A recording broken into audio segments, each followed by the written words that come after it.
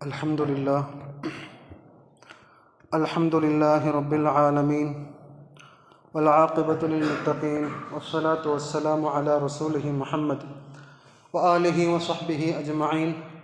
أما بعد، فقد قال الله تعالى في القرآن العظيم وفي القرآن الحميد بعد أعوذ بالله من الشيطان الرجيم بفضل بسم الله الرحمن الرحيم.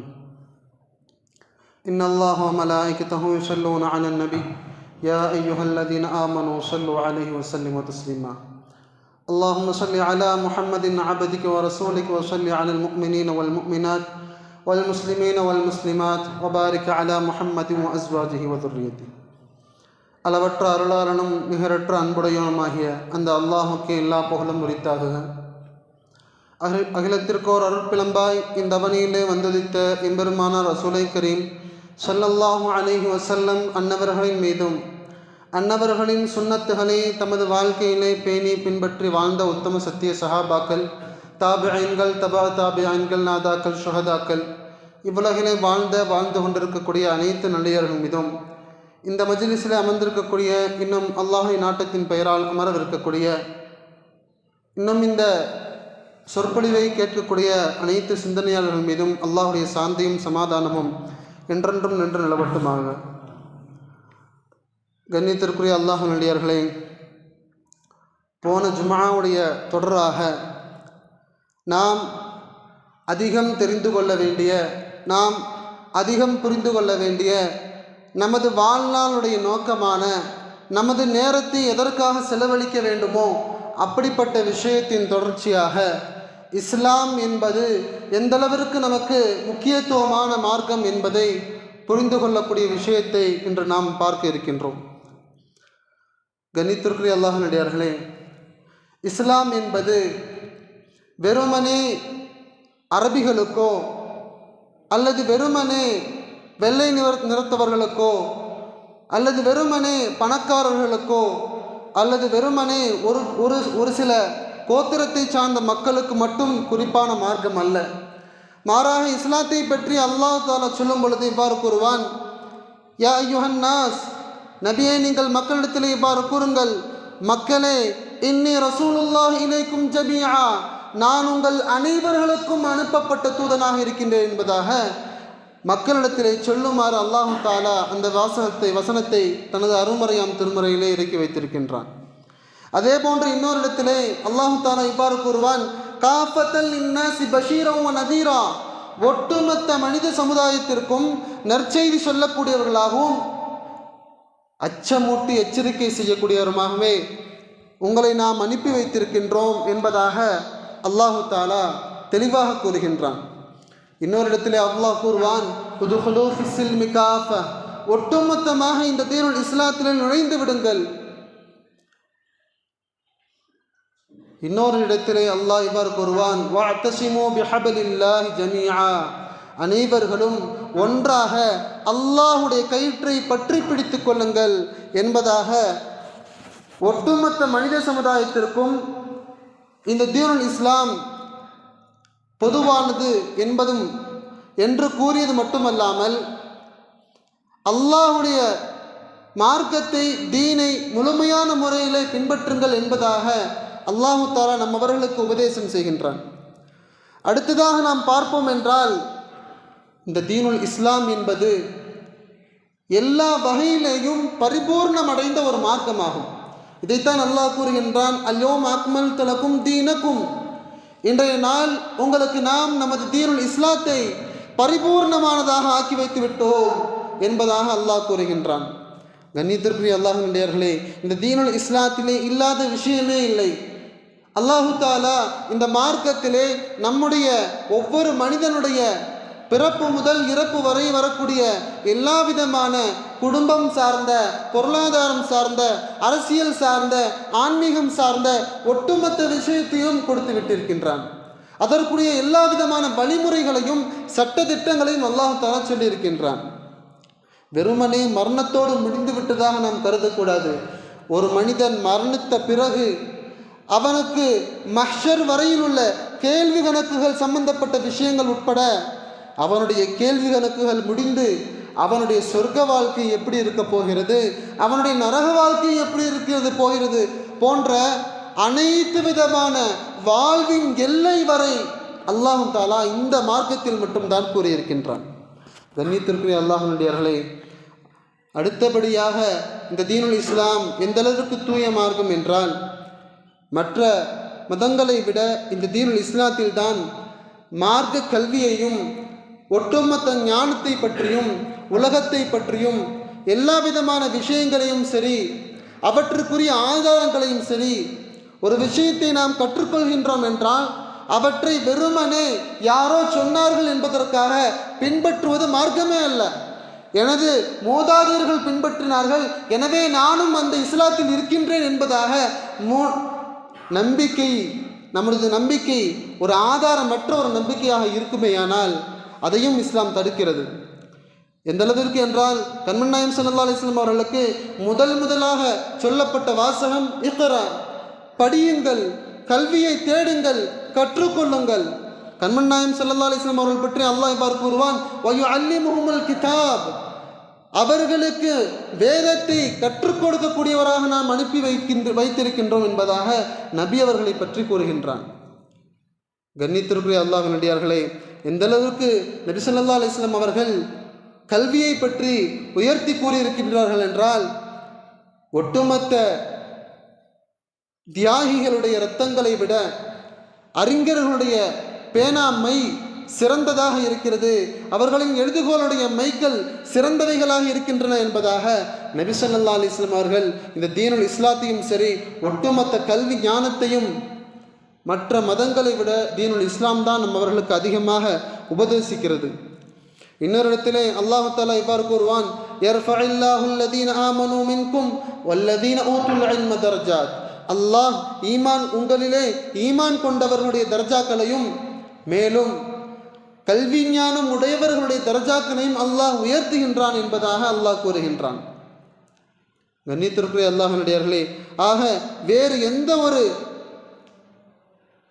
மார்க்கத்திலும் இல்லாத மதத்திலும் இல்லாத அளவிற்கு கல்வியை பற்றியும் ஒரு விஷயத்தை கற்றுக்கொள்கின்றோம் என்றால் அவற்றை எந்த அளவிற்கு தெளிவாக கற்றுக்கொள்ள வேண்டும் என்ற ஆதாரம் சம்பந்தப்பட்ட விஷயத்தையும் இந்த தீனுல் இஸ்லாம் தான் நம்மவர்களுக்கு தெளிவாக வழிகாட்டுகின்றது.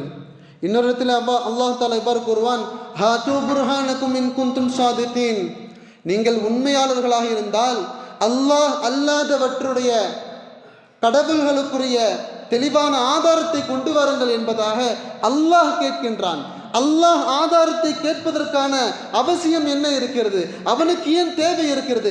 அவனே ரப்பாக இருக்கின்றான், அவனே அகிலத்தினுடைய இரட்சகனாக இருக்கின்றான், அவனுக்கு எதற்கு ஆதாரம்? இருந்தாலும் அல்லாஹ் கேட்கின்றான், நீங்கள் சொல்லக்கூடிய கூற்றுகளிலே நீங்கள் உண்மையாளர்களாக இருந்தால் ஹாத்து புர்ஹானக்கும், எனக்கு ஆதாரத்தை கொண்டு வாருங்கள் என்பதாக கேட்கின்றான். அப்பொழுது நாம் பின்பற்றக்கூடிய மார்க்கம் என்பது வெறுமனே மூட நம்பிக்கை சார்ந்ததோ அல்லது சடங்கு சம்பிரதாயம் சார்ந்த மார்க்கமும் இல்லை. ஒவ்வொரு விஷயத்தையும் நாம் ஆதாரத்தோடு தெளிவாக நாம் பின்பற்ற வேண்டும் என்பதை அல்லாஹ் நம்மவர்களுக்கு இதன் மூலமாக உணர்த்துகின்றான். கண்ணியத்திற்குரிய அல்லாஹ்வின் அடியார்களே, இந்த மார்க்கத்தின் மூலமாகத்தான் அறியாமையில் இருந்த மனிதர்களில் இந்த உபதேசம் ஆரம்பித்து இன்று வரை இந்த தீனுல் இஸ்லாத்தை பின்பற்றி வாழ்ந்த முஸ்லீம்களிலே இஸ்லாமியர்களே உலகம் வியக்கும் அளவிற்கு பெரும் அறிஞர்கள் வந்திருக்கிறார்கள். அவர்கள் யாரும் அரபியர்கள் அல்ல. இமாம் புகாரி ரஹ்மத்துல்லாஹி அலைஹி அவர்களாக இருக்கட்டும், இமாம் முஸ்லிம் ரஹ்மத்துல்லாஹி அலைஹி அவர்களாக இருக்கட்டும், இமாம் திர்மிதி ரஹ்மத்துல்லாஹி அலைஹி அவர்களாக இருக்கட்டும், இது போன்ற பெரும் அறிஞர்கள் பாரசீகத்தை தாய்மொழியாக கொண்டவர்கள். இந்த தீனுல் இஸ்லாத்தின் பரக்கத்தின் காரணமாக அவர்களை அல்லாஹ் அவருடைய அந்தஸ்துகளை உயர்த்தினான், அவர்களை மார்க்கத்தின் மிகப்பெரிய ஒரு மேதைகளாக ஆக்கினான். அதே போன்று ஒட்டுமொத்த உலக மக்களும் வியக்கும் அளவிற்கு இப்னு ஹல்தூன் என்று சொல்லக்கூடிய ரஹ்மத்துல்லாஹி அலைஹி அவர்கள் வரலாற்று தத்துவத்திலே உலகத்தில் உள்ள அனைத்து மக்களாலும் போற்றப்படக்கூடிய ஒரு மனிதர்களாக திகழ்ந்து கொண்டிருக்கிறார்கள். அதே போன்று இப்னு சீரின் ரஹ்மத்துல்லாஹி அலைஹி அவர்கள் மருத்துவத்துடைய தந்தை என்று சொல்லப்படக்கூடிய இப்னு சீனா ரஹ்மத்துல்லாஹி அலைஹி அவர்கள் ஒட்டுமொத்த மருத்துவர்களாலும் மருத்துவர்களுக்கும் முன்னோடியாக இன்றளவு கூட பெரும் மருத்துவர்களால் பின்பற்றப்படக்கூடிய ஒரு அறிஞர்களாக இருக்கிறார்கள். அதே போன்று முஹம்மது இப்னு மூசா ரஹ்மத்துல்லாஹி அலைஹ் அல்ஜிப்ரா என்ற கணிதத்துடைய ஒரு தத்துவ இன்றைக்கு இருக்கக்கூடிய நவீன கணித முறைக்கு அன்றே ஒரு அடித்தளம் விட்டவர்கள். ஆக இந்த இஸ்லாத்துடைய பரக்கத்தின் காரணமாக எத்தனையோ கல்வியாளர்கள் தோன்றியிருக்கிறார்கள். இந்த தீனுல் இஸ்லாத்தை தவிர மற்ற எந்த ஒரு மார்க்கமும் மதமும் இந்த அளவிற்கு கல்வியை தேடும்படி பறைசாற்றவில்லை என்பதுதான் நிதர்சன உண்மை. அதே போன்று இந்த தீனுல் இஸ்லாத்திலே மிக முக்கியமான ஒரு அம்சம் என்றால் சகோதரத்துவம். கண்மன் நாயகம் ஸல்லல்லாஹு அலைஹி வஸல்லம் அவர்கள் சொல்லும்பொழுது இவ்வாறு சொல்வார்கள், இன்னமல் முஃமினூன இஹ்வா, ஒட்டுமொத்த முஃமின்களும் சகோதரர்கள் ஆவார்கள். அல்லாஹு தஆலா தன்னுடைய நிஅமத்துகளை பற்றி சொல்லி காட்டும் பொழுது இவ்வாறு கூறுவான், வத்குரு நிஅமத்துல்லாஹி அலைக்கும், அல்லாஹ் உங்கள் மீது செய்த உபகாரத்தை நினைத்து பாருங்கள். அல்லாஹ் உங்கள் மீது எப்படிப்பட்ட ஒரு உபகாரத்தை செய்திருக்கின்றான். இத் குன்தும் அஅதா, நீங்கள் இந்த தீனுல் இஸ்லாத்திற்கு முன்பாக விரோதிகளாக ஒருவருக்கொருவர் பகைமை பாராட்டக்கூடியவர்களாக இருந்தீர்கள். ஃபஅல்லஃப பைன குலூபிக்கும், அல்லாஹ் தன்னுடைய நிஅமத்தின் காரணமாக தன்னுடைய சன்மார்க்கத்தினுடைய பரக்கத்தின் காரணமாக உங்களுடைய உள்ளங்களை ஒன்றாக இணைத்தான். ஃபஅஸ்பஹ்தும் பிநிஅமதிஹி இஹ்வானா, தற்சமயம் நீங்கள் ஒருவருக்கொருவர் விட்டு கொடுப்பவர்களாக ஒருவருக்கொருவர் நல்ல முறையில் நடந்து கொள்வர்களாக இருக்க காரணமே அல்லாஹுடைய நிஅமத்து தான் என்பதாக அல்லாஹ் இந்த தீனுல் இஸ்லாத்துடைய பரக்கத்தையும் அதன் காரணமாக இந்த உலகத்தில் ஏற்பட்ட மாற்றத்தையும் தெரிவிக்கின்றான். எந்த அளவிற்கு என்றால் ஹதரத் சய்யிதுனா உமர் ரலியல்லாஹு அன்ஹு அவர்கள் இஸ்லாத்திற்கு முன்பாக மிகப்பெரிய ஒரு கோபம்,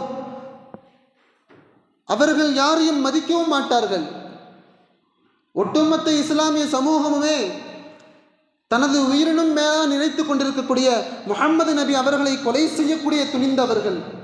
ஆனால் இஸ்லாத்திற்கு பிறகு எந்த அளவிற்கு அவர்களுடைய தன்மையை இந்த தீனுல் இஸ்லாம் மாற்றியது என்றால், ஹபஷி இனத்தை சார்ந்த கருப்பு நிற தோற்றமுடைய அருவருக்கத்தக்க தோற்றமுடைய பிலால் ரலியல்லாஹு அன்ஹு அவர்கள் இஸ்லாத்திற்கு முன்பாக எந்த அளவிற்கு எவ்வளவு எல்லாம் கொடுமைக்கு ஆளாக்கப்பட்டார்களோ அப்படிப்பட்ட பிலால் ரலியல்லாஹு அன்ஹு அவர்கள் இஸ்லாத்திற்கு பிறகு அவர்களுக்கு உமர் ரலியல்லாஹு அன்ஹு அவர்கள் கொடுத்த கண்ணியம் எப்படிப்பட்டதென்றால், அவர்களை பார்த்தாலே பூரித்து விடுவார்கள்.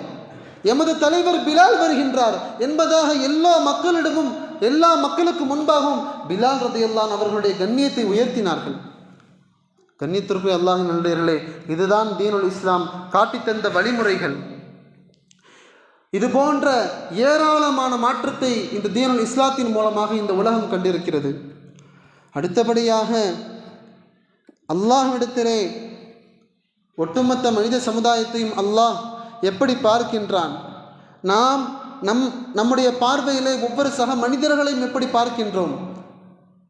நம்முடைய பார்வைக்கு ஒரு மனிதன் கண்ணியவான் என்றால் அவன் நல்ல ஒரு பணம் உள்ளவனாக இருக்க வேண்டும், அல்லது பதவி உள்ளவனாக இருக்க வேண்டும், அல்லது பெரும் ஒரு குலத்தை சார்ந்தவனாகவோ அல்லது ஒரு பெரிய ஒரு குடும்பத்தில் சார்ந்தவனாகவும் இருக்க வேண்டும்.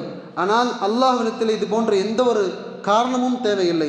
அல்லாஹ்விடத்தில் தேவையான ஒரே காரணம், இன்ன அக்ரமக்கும் இன்தல்லாஹ், அல்லாஹ்விடத்திலே உங்களிலே கண்ணியமானவர்கள் அத்காக்கும், அல்லாஹ்வை பயப்படக்கூடியவர்கள், அல்லாஹ்வுடைய சட்டதிட்டங்களிலே தன்னுடைய முழு இறையச்சத்தையும் செலுத்தக்கூடியவர்கள், நான் அல்லாஹ்வுடைய கட்டளையின்படிதான் வாழ்வேன் என்ற ஒற்றை பிடியிலே இருக்கக்கூடிய நபர்கள் தான் அல்லாஹ்விடத்திலே கண்ணியமானவர்கள். கண்மன் நாயகம் ஸல்லல்லாஹு அலைஹி வஸல்லம் அவர் இவ்வாறு சொல்லுவார்கள், அறியாமை காலத்திலே இருந்ததை போன்று உங்களுடைய குலத்தை வைத்தும் உங்களுடைய பொருளாதாரத்தை வைத்தும் பெருமை அடிக்காதீர்கள். இன்னன் நாஸ மின் ஆதமின், ஒட்டுமொத்த மனிதர்களும் ஆதமுடைய மக்கள்தான். வ ஆதமு மின் துராப், ஆதம் அலைஹிஸ்ஸலாம் அவர்கள் மண்ணால் படைக்கப்பட்டவர்கள். ஆகவே எல்லோரும் சமமாக சகோதரத்துவத்தோடு வாழுங்கள் என்பதாக கண்மன் நாயகம் ஸல்லல்லாஹு அலைஹி வஸல்லம் அவர்கள் சொன்னது மட்டுமல்லாமல் அவற்றை ஒவ்வொரு நாளிலே இருக்கக்கூடிய 5 நேர தொழுகையிலேயும் நாம் நிற்கக்கூடிய சஃப்புகளிலே பணக்காரன் ஏழை என்ற வித்தியாசம் இல்லாமல் நிற்கும்படி ஏவினார்கள். வெள்ளை கருப்பு என்ற வித்தியாசம் இல்லாமல் நிற்கும்படி ஏவினார்கள். அதை இன்று வரை இந்த இஸ்லாமிய சமூகம் செய்து கொண்டுதான் இருக்கிறது. கண்ணியத்திற்குரிய அல்லாஹ்வினர்களே, அடுத்தபடியாக இந்த தீனுல் இஸ்லாம் தான் உண்மையான மார்க்கம் என்பதை நாம் எப்படி விளங்கிக் கொள்ள வேண்டும், அதனுடைய ஆதாரங்களை நாம் அடுக்கிக் கொண்டே போகலாம். இன்றைக்கு இருக்கக்கூடிய மேலை நாட்டவர்கள் கூட இன்று தீனுல் இஸ்லாத்தின் பல சட்டங்கள் இவைகள்தான் அவர்களுக்கு உண்மையான ஒரு வாழ்வாதாரத்தையும் ஒரு நிம்மதியான ஒரு சூழ்நிலையும் ஏற்படுத்தி தரும் என்பதை உணர்ந்திருக்கிறார்கள். அமெரிக்கா வாஷிங்டனில் இருக்கக்கூடிய மிகப்பெரிய ஒரு சுப்ரீம் கோர்ட்டில் ஒரு அறையிலே கண்மணி நாயகம் ஸல்லல்லாஹு அலைஹி வஸல்லம் அவர்களுடைய நீதி போதனைகளை அவற்றின் சுவற்றுகளிலே எழுதப்பட்டிருக்கிறது என்பது இதுக்கு ஒரு எடுத்துக்காட்டாக இருக்கிறது. கண்ணியத்திற்குரிய அல்லாஹ்வினடியார்களே, ஆக நாம் இந்த தீனுல் இஸ்லாத்துடைய மகிமைகளையும் அவற்றினுடைய சிறப்புகளையும் கூறிக்கொண்டே போகலாம். அடுத்தபடியாக இந்த தீனுல் இஸ்லாத்திலே ஒரு மனிதன் அவனுக்கு தேவையான முழுமையான ஒரு மிக முக்கியமான 3 அடிப்படை உரிமைகளை இந்த தீனுல் இஸ்லாம் தான் தருகிறது. ஒன்றாவதாக லா இக்ராஹ ஃபித்தீன், இந்த தீனுல் இஸ்லாத்திலே வர வேண்டும் என்பது எந்த ஒரு மனிதருக்கும் நிர்பந்தம் இல்லை. முஸ்லீம் அல்லாதவர்கள் இஸ்லாத்தில் நுழைந்துதான் ஆக வேண்டும் என்று இஸ்லாம் எங்குமே கூறவில்லை. லக்கும் தீனுக்கும் வலிய தீன், உங்களுக்கு உங்களுடைய மார்க்கம், நமக்கு நம்முடைய மார்க்கம் என்பதாக மதத்துடைய விஷயத்திலே சுதந்திரம். தான் நாடியவர்கள் அவர்களுடைய மதத்தை பின்பற்றிக் கொள்ளலாம் என்றுதான் இஸ்லாம் சொல்கிறது தவிர இஸ்லாம் அல்லாதவர்கள், முஸ்லீம்கள் அல்லாதவர்கள் இந்த உலகத்தில் வாழ்வதற்கே தகுதியற்றவர்கள் என்று இஸ்லாம் ஒருபோதும் கூறியதில்லை. அடுத்தபடியாக சிந்தனை ரீதியான சுதந்திரம். அல்லாஹ் தஆலா தன்னுடைய அருமறையாம் திருமறையில் இவ்வாறு கூறுவான், இன்ன ஃபீ ஹல்கிஸ் ஸமாவாதி வல் அர்த், வானங்களிலேயும் பூமியிலேயும் வக்திலாஃபில் லைலி வன் நஹார், பகலும் இரவும் மாறி மாறி வரக்கூடிய விஷயங்களிலேயும் லஆயாத்தில் லிஉலில் அல்பாப், சிந்தனை செய்யக்கூடிய மக்களுக்கு பல அத்தாட்சிகள் இருக்கின்றது என்பதாக அல்லாஹ் கூறி, சிந்தனையாளர்களின் சிந்தனைகள் எப்பொழுதுமே பறந்து விரிந்ததாக இருக்க வேண்டும், ஒரு குறிப்பிட்ட வட்டத்தில் குறுகியதாக இருக்கக்கூடாது என்பதாக அல்லாஹ் சிந்தனை தடையை விட்டும் அகற்றுகின்றான். அதே போன்று 3வது மிக முக்கியமான விஷயம் கருத்து சுதந்திரம். வஷாவிர்ஹும் ஃபில் அம்ர், நபியே உங்களுடைய காரியங்களிலே அவர்களோடு சேர்ந்து ஆலோசனை செய்து கொள்ளுங்கள், மஷுராக்கள் ஏற்படுத்திக் கொள்ளுங்கள். மஷுராக்களிலே எப்படிப்பட்ட ஒரு தலைவராக இருந்தாலும் சரி, எப்பேற்பட்ட ஒரு பணக்காரராக இருந்தாலும் சரி, எப்பேற்பட்ட பெரிய மனிதராக இருந்தாலும் சரி, எந்த ஒரு விஷயத்தை மக்களுக்கு மத்தியிலே பொதுவான ஒரு சட்டமாக ஏற்படுத்தப் போகின்றோம் என்றால் அதிலே மக்களுடைய அபிப்பிராயத்தையும் கருத்துகளையும் கேட்க வேண்டும் என்றுதான் இஸ்லாம் கூறுகிறது. உமர் ரலியல்லாஹு அன்ஹு காலத்திலே மஹருடைய விஷயத்திலே மிகப்பெரிய ஒரு பிரச்சனை ஏற்பட்டது. பெண்கள் எல்லாம் மகரை அதிகமாக கேட்டார்கள். அப்பொழுது உமர் ரலியல்லாஹு அன்ஹு அவர்கள் இருக்கக்கூடிய மதீனாவில் இருக்கக்கூடிய அனைத்து பெண்களையும் அழைத்து ஒரு உபதேசம் செய்கிறார்கள். அதிகமான ஆண்கள் திருமணம் முடிக்காமல் இருக்கிறார்கள், ஆகவே உங்களுடைய மகரை நீங்கள் குறைத்து கேட்கலாமே என்று ஒரு சின்ன ஒரு ஆலோசனை சொல்கிறார்கள். அப்பொழுது அந்த கூட்டத்தில் இருந்த ஒரு வயதான மூதாட்டி எந்திரித்து, அல்லாஹ்வே தன்னுடைய அருமறையாம் திருமறையிலே பெரும் மலையளவிற்கு அவர்கள் மகருடைய தொகையை கொடுத்தாலும் என்று மகருடைய விஷயத்தை பற்றி கூறும் பொழுது எந்த ஒரு வரையறையுமே இல்லாமல் அல்லாஹ்வே கூறியிருக்கும் பொழுது நீங்கள் ஏன் மகர் தொகைக்கு ஒரு வரையறையை ஏற்படுத்துகிறீர்கள் என்று சொன்னவுடனே உமர் ரலியல்லாஹு அன்ஹு அவர்கள் அந்த இடத்திலேயே நின்று, அல்லாஹ் இது போன்ற நல்லோர்களை என்னுடைய ஆட்சியிலே கொடுத்த அல்லாஹ்வுக்கே எல்லா புகழும் என்பதாக அவர்களுடைய கருத்தை ஏற்றுக்கொண்டு ஆட்சி செய்தார்கள் என்பது வரலாறு. கண்ணியத்திற்குரிய அல்லாஹ்வினர்களே, ஆக இஸ்லாத்திலே கருத்து சுதந்திரம் என்பது வேறு எந்த ஒரு மார்க்கத்திலுமே மதத்திலேயுமே இல்லாத அளவிற்கு இருக்கிறது என்பதை உணர்ந்து கொள்ள வேண்டும். அதே போன்று திருமண வாழ்வு, திருமணம், ஒரு மனிதர் திருமணம் முடிக்கின்றார் என்றால் அவர் பெண் பார்க்க ஆரம்பித்தது முதல் அவருடைய திருமண விஷயங்கள், விழாக்கள் உட்பட அவருடைய குழந்தைகளுடைய வளர்ப்பு போன்ற எல்லா விஷயத்தையும் இந்த தீனுல் இஸ்லாம் தெள்ளத் தெளிவாக அதற்கென்று தனித்தனி சட்டங்களை வகுத்திருக்கிறது. இது போன்ற நுணுக்கமான சட்டங்கள் எந்த ஒரு மார்க்கத்திலேயும் இல்லை என்பது இந்த தீனுல் இஸ்லாத்துடைய ஒரு தனிப்பட்ட சிறப்பாகும். அதே போன்று உலகத்திலே இருக்கக்கூடிய மிகப்பெரிய இன்றளவும் இருக்கக்கூடிய ஒரு மிகப்பெரிய ஒரு குழப்பம், போர்க்களத்திலே கைதிகளாக பிடிக்கப்படுபவர்களுடைய நிலை, இன்றளவுக்கு கூட அவர்களுடைய நிலை ஒரு சரியான ஒரு தீர்ப்புக்கு உள்ளானதாக இல்லை என்பதுதான் உண்மை. ஆனால் இஸ்லாம் அன்றே அவர்களுக்கான சரியான ஒரு தீர்வை ஏற்படுத்தி இருந்தது.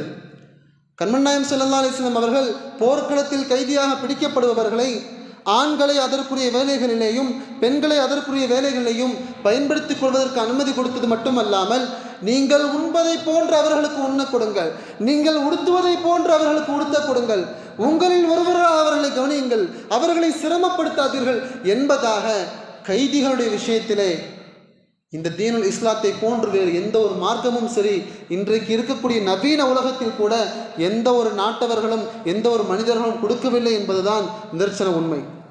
கண்ணியத்திற்குரிய அல்லாஹ்வினர்களே, இது போன்ற இஸ்லாத்துடைய சட்டத்திட்டத்தின் காரணமாக எத்தனையோ அடிமைகளாக இருந்து வாழ்ந்தவர்கள் இஸ்லாத்திலே இணைந்து முஸ்லீம்களுடைய பண்பாட்டை பார்த்து இஸ்லாத்திலே இணைந்து பிற்காலத்திலே மிகப்பெரிய முஸ்லீம் அறிஞர்களாக வாழ்ந்திருக்கிறார்கள் என்பது வரலாறு. வரலாறுகளை படிக்க நாம் கடமைப்பட்டிருக்கின்றோம். அடுத்தபடியாக ஒட்டுமொத்த மனிதர்களும் கூறக்கூடிய இஸ்லாத்திற்கு எதிராக, இஸ்லாமியர்களுக்கு எதிராக கூறக்கூடிய ஒரு மிகப்பெரிய ஒரு விஷயம், இஸ்லாம் என்பது வாளால் பரவியது. இதையும் நாம் வரலாறு தெரிந்திருந்தால் நம்மவர்களுக்கு தெரியும், இஸ்லாம் ஒருபோதும் வாளால் பரவவில்லை. காரணம், 10 வருடங்கள் மக்காவிலே சொல்லாத அளவிற்கு பலவிதமான துயரங்களையும் துன்பங்களையும் கண்ட நபி ஸல்லல்லாஹு அலைஹி வஸல்லம் அவர்கள் ஃபத்ஹே மக்காவை வெற்றி கொண்ட பொழுது அன்றைய தினத்திலே ஒட்டுமொத்த மக்கா வாசிகளின் முன்பாக சொன்னார்கள், லா தஸ்ரீப அலைக்குமுல் யௌம், இன்றைய நாளிலே எந்த ஒரு பழிப்பும் எந்த ஒரு பழிவாங்குதலும் இல்லை, நான் உங்கள் அனைவரையும் மன்னித்து விட்டேன் என்பதாக சொன்னார்கள். அதே போன்ற வரலாறுகளில் நாம் பார்த்தோம் என்றால், இந்த இந்திய மண் சுமார் 800 ஆண்டுகளாக முஸ்லீம்களுடைய கையில் இருந்தது. ஆனால் இன்றளவும் அதனுடைய தன்மை மாறாமல் எல்லா மதத்தவர்களும் வாழக்கூடிய ஒரு புனித பூமியாகத்தான் இருந்து கொண்டிருக்கிறது. அதே போன்று வரலாற்றிலே பல இடங்களில் நாம் பார்க்கலாம், மங்கோலியர்களால் முஸ்லீம்கள் அழிக்கப்பட்டார்கள் என்பதுதான் வரலாறு. ஆனால் அல்லாஹ்வுடைய நாட்டம் அப்படிப்பட்ட மங்கோலியர்களையே இந்த தீனுல் இஸ்லாத்திலே முஸ்லீம்களாக ஆக்கி அல்லாஹ் இந்த தீனுல் இஸ்லாத்தை இன்றளவும் நிலைத்திருக்கின்றான் என்பதுதான் உண்மையான வரலாறுகள் சொல்லக்கூடிய விஷயங்கள். ஆக கண்ணியத்திற்குரிய அல்லாஹ்வினடியார்களே, இந்த தீனுல் இஸ்லாம் நாம் வெறுமனே நமது மூதாதையர்கள் முஸ்லீம்களாக இருக்கின்றார்கள் என்ற ஒரே காரணத்துக்காக வாழ்ந்துவிடக்கூடாது. மாறாக இந்த தீனுல் இஸ்லாத்தை நாம் விலக கடமைப்பட்டிருக்கின்றோம். சஹாபாக்கள் எவ்வளவு பெரிய கஷ்டத்திற்கு மத்தியிலே இந்த தீனுல் இஸ்லாத்தை நிலைநாட்டினார்கள், அதன்படி வாழ்ந்தார்கள், அல்லாஹ்வுடைய உதவியை பெற்றார்கள். ஆக அப்பொழுது இருக்கக்கூடிய அல்லாஹ் ரப்புல் இஸ்ஸத் அதே அல்லாஹ் தான் இன்றும் இருக்கின்றான். ஆனால் நம்முடைய வாழ்க்கை, நம்முடைய பொருளாதாரம் எல்லாமே மிக அதல பாதாளத்திலே சென்று கொண்டிருக்கிறது. நம்முடைய அஹ்லாக், நம்முடைய நற்குணங்கள் மிகவும் கெட்டுப்போய் கிடக்கிறது. எந்த ஒரு பாவத்தை சுட்டி காண்பித்தாலும் அதில் இஸ்லாமியருடைய பெயர் இல்லாமல் இல்லை. அல்லாஹ் இது போன்ற பாவங்களை மன்னித்து, நாம் செய்யக்கூடிய பாவங்களை மன்னித்து, நம்முடைய வருங்காலங்களை தீனுல் இஸ்லாத்தை முழுமையான முறையிலே விளங்கி உண்மையான முஸ்லிம்களாக முஃமின்களாக வாழ்ந்து மரணிக்கக்கூடிய பாக்கியத்தை அல்லாஹ் உங்களுக்கும் தாவானா அல்ஹம்துலில்லாஹி ரப்பில் ஆலமீன். சுன்னத்துல் ஆதம் சுன்னத்துல். அஸ்ஸலாமு அலைக்கும்.